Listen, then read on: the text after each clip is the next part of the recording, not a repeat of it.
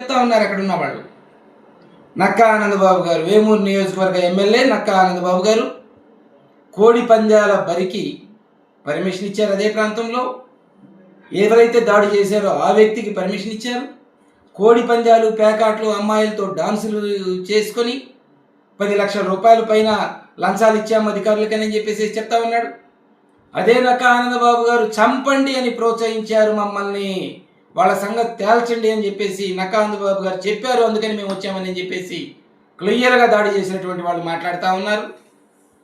మరి ఈ దాడికి నక్కా ఆనందబాబు గారు చేయిస్తారు, పోలీస్ పికెట్ అక్కడుండి పోలీసులే దగ్గరుండి వాళ్ళ మీద దాడి చేయించారంటే మనుషులు దొరికితే చంపేసి ఉండేవాళ్ళు.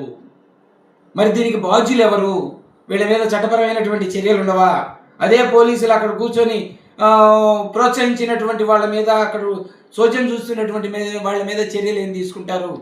మేము దారిని పోతా ఉంటే నిన్న బాపట్లలో మేము ఒక ఉద్యమం కార్యక్రమం ఒకటి చేస్తూ ఉంటే అక్కడ ఒక సిఐ యూనిఫామ్ ఉండదు, హ్యాట్ ఉండదు, వచ్చేసి ఒక రౌడీలాగా బిహేవ్ చేస్తూ ఉంటాడు. మేము ఏమీ చేయకుండా అక్కడ నిలబడినా కానీ ఇష్టం వచ్చినట్టు అంకుశం సినిమాలో చూపించినట్టుగా చూపించడానికి పోతూ ఉంటాడు.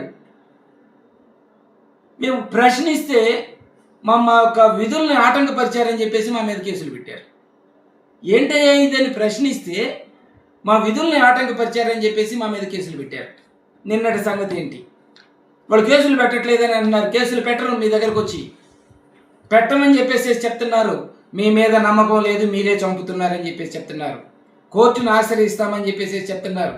మేము కోర్టును ఆశ్రయిస్తాం, మాకు మెర్సీ కిల్లింగ్కి పర్మిషన్ ఇవ్వండి, మేము చచ్చిపోవడానికి పర్మిషన్ ఇవ్వండి, మమ్మల్ని కత్తులతోనూ గొడ్డలతోనూ నరుకుతారు, చంపుతారు, కనీసం మేము చచ్చిపోతే మా కుటుంబాలైనా బాగుంటాయి, మాకు ఆ పర్మిషన్ ఇవ్వండి అని వాళ్ళు ఇప్పించండి అని చెప్పేసి